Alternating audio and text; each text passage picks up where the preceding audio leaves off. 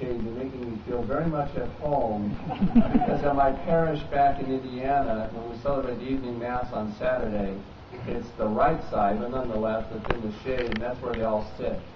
So you're making me feel very much at home, and you're very smart in being in the shade part. We're just grateful that the sun is out.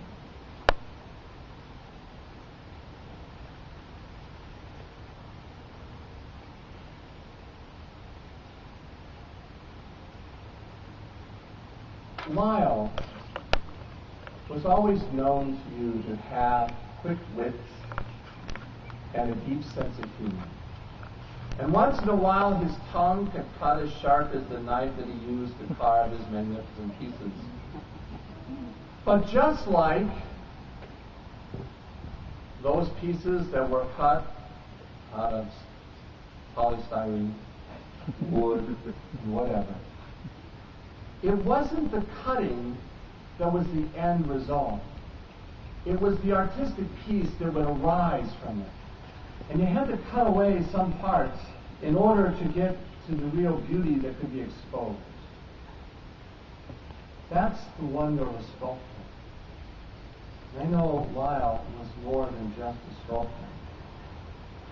But that was where he applied much of his work. Much that remains for us to hold on to comes from that which he carved, which we can definitely see around us today. Lyle also was great at pointing out, in a sense, the ironies, the strange fates of life, and he faced those in a variety of ways. Who knew? And how both touching and in fact disturbing it was for the first time the pageant to reveal that his almost first piece he began with was the piece of the death, the angel of death in the sculpture, which minus the actors we see on the right. But in a way, that irony and almost tragedy of life is portrayed in the very recounting of salvation history, where a people, along with the many struggles of their life, came to know a God who had a deep and loving, passionate love for them. A God who on occasion would have to carve out some of the evils and misunderstandings in their own life. They went through much suffering.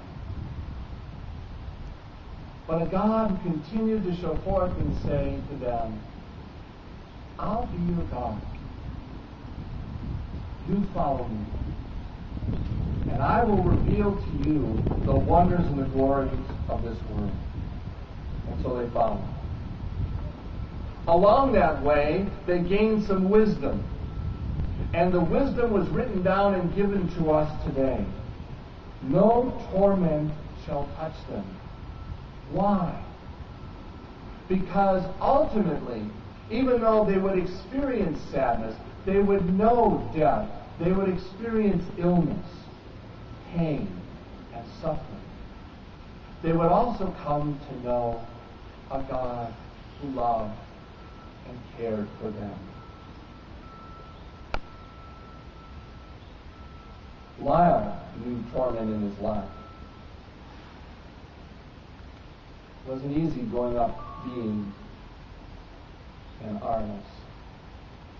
Too many people, too many prejudices could make life difficult. And not only were those wounds of word and action toward his being physically, the deterioration of his own hips, and the suffering that he endured, and how he worked through that and found strength in his work and in his friends, begin to remind us that yes, we can be tormented in life. But the promise of the words of wisdom the promise of God for us today, the promise of faith, is that that torment will not overcome us. But rather, one day we shall be at peace. Today, we can know that Lyle has found the fullness measure of peace. Certainly God does try us, much like a sculptor pries at his subject to carve away that which obscures the beauty, as Michelangelo would remind us, to find a way to release the sculpture that is within. So it is Lyle's life, a life of seeking and searching, a life of study and reading, a life of asking plenty of questions, probing questions. To lead him to know that faith may have something to offer.